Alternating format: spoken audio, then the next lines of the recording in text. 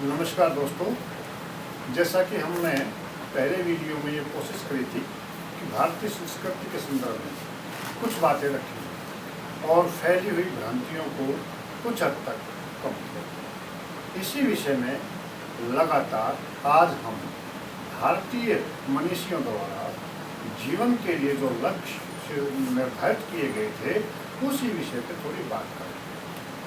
भारतीय मनीषियों ने जीवन के लक्ष्य को पूरा करने के लिए 4 सिद्धांत दिए, 4 सूत्र दिए। इनको हम 4 पदार्थ भी कह सकते हैं।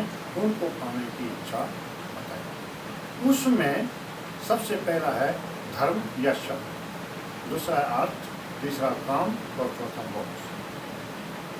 दोस्तों, आदमी का आचरण जन्म से लेके और शरीर पूरा होने तक धर्म में रहना चाहिए।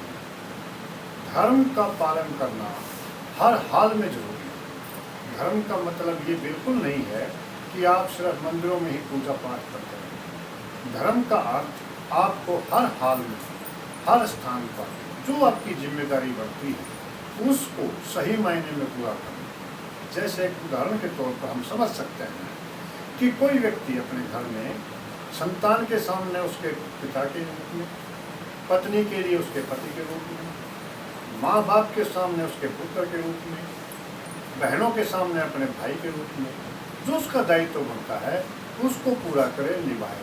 समाज के प्रति जो उसकी जिम्मेदारियाँ बनती हैं उसको सामाजिक मूल्य और रीति रिवाजों के अनुरूप उनको पूरा करे।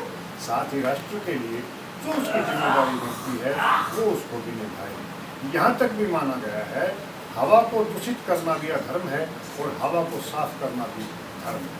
यानी जो धारण करने योग्य कर्म जितने भी संसार में बनते हैं उनको करते जाना ही धर्म को निभाना होता है, ना कि पूजा पाठ से संबंधित कोई बात है। इसलिए प्रत्येक व्यक्ति को इस धर्म को निभाना चाहिए।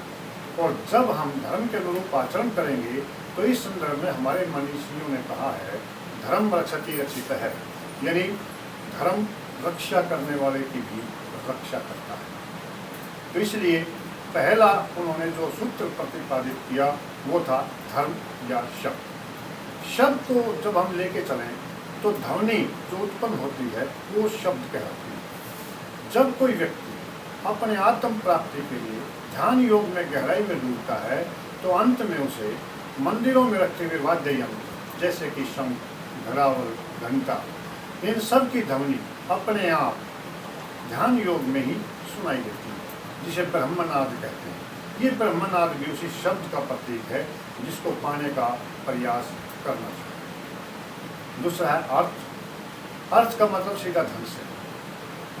हमारे मनीषियों ने जब ये माना कि बिना धन के जीवन यापन करना संभव ही नहीं है तब उन्होंने धर्म के संदर्भ में भी उपदेश किया। धर्म के अनुरूप आचरण करते हुए आपको अपना जीवन निर्वाह करने के लिए धनोपार्जन करना चाहिए, न कि अधर्म की रीति से धन पाना चाहिए। इसलिए प्रत्येक व्यक्ति का ये अधिकार बनता है, उसका हक बनता है, बल्कि उसका कर्तव्य बनता है कि वो धर्म का आचरण करते हुए शुद्ध कमाई से सही ढंग से धनोपार्जन करे और उसी से अपना और अपने परिवार का पालन पोषण करे। तीसरा है काम। इंद्रिय सुखोपभोग से लेके संसार में जितनी भी चीज़ें हमें अपने सुख साधन के रूप में चाहिए उन सबको काम की श्रेणी में रखा। यदि संसार में जीवन में कहीं भी सुख या आनंद पाने की जगह ही ना हो तो जीवन नीरस हो जाए। इसको महसूस करते हुए भी हमारे मनीषियों ने इसको तीसरे सिद्धांत के रूप में रखा और इसी सिद्धांत के रूप में लाते हुए इसको भी धर्ममय आचरण यानी मर्यादा में रहते हुए इंद्रिय सुखोपभोग से लेके दूसरे संसाधनों का भी उपभोग करना चाहिए। यही काम। और चौथा है मोक्ष। मोक्ष का अर्थ है मोह का अक्षय, यानी जिसमें संसार की सजीव किसी प्राणी या निर्जीव किसी वस्तु या पदार्थ, धन, दौलत, जमीन, जायदाद, किसी भी चीज़ में आदमी का मानसिक रूप से आकर्षित न रहना, उसका मोह ना होना, यही मोह का अक्षय खत्म कर देना, मोह को अक्षय कर देना, यही मोक्ष है। मोक्ष कोई और चीज़ नहीं है कि कहीं जाके कोई सिर पे हाथ रखेगा और आप जो एक रातों रात पता नहीं क्या से क्या हो जाएंगे, ऐसा कुछ नहीं है। मोक्ष का अर्थ ही मोह का अक्षय है, इसको समझ लें।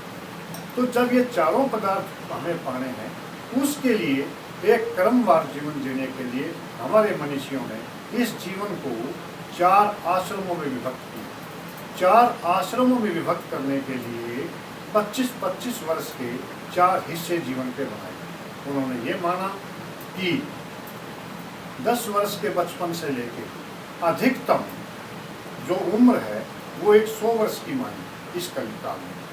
100 वर्ष की उम्र के 25-25 वर्ष के 4 हिस्से करने पर पहला 4 हिस्सा ब्रह्मचारी आश्रम के रूप में, दूसरा 25 वर्ष का हिस्सा गृहस्थाश्रम के रूप में, तीसरा 25 वर्ष का हिस्सा वानप्रस्थ आश्रम के रूप में, और अंतिम जो गृहस्थाश्रम का हिस्सा है वो इस जीवन के जो आश्रम हैं वो संन्यास आश्रम के रूप में यहाँ पर प्रतिपादित किया। इससे धर्म, अर्थ और काम और मोक्ष की पूरी साधना संपन्न हो जाती है और वो लक्ष्य प्राप्त हो जाता है। यानी जब कोई व्यक्ति जन्म होता है उसका इस संसार में, जन्म के बाद 25 वर्ष तक ब्रह्मचार्य आश्रम का पालन करते हुए शिक्षा ग्रहण करे, दीक्षा ले, साथ साथ संपूर्ण ज्ञान का अर्जन करे जितना भी उसे उपलब्ध हो सकता है। इसके लिए माँ बाप, गुरु का सानिध्य, घर के बड़े बुजुर्ग, अन्य अध्यापकगण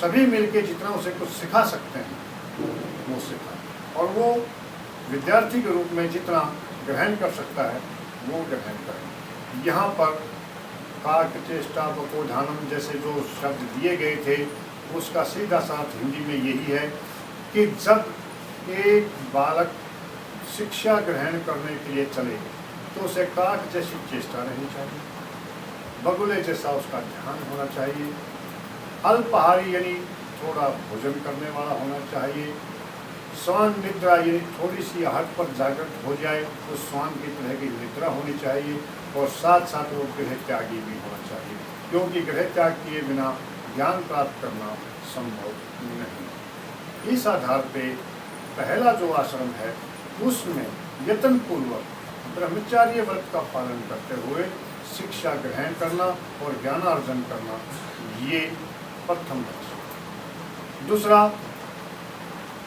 गृहस्थाश्रम। गृहस्थाश्रम में उस व्यक्ति की शादी करना, शादी करने के बाद परिवार का बनाना, साथ साथ उस परिवार का जीवन यापन करने के लिए धनोपार्जन करना, और साथ साथ उस परिवार की इस तरह देख रेख करना कि वह समर्थ होते हुए शिक्षित भी हो और वो समाज में आगे भी बढ़ सके।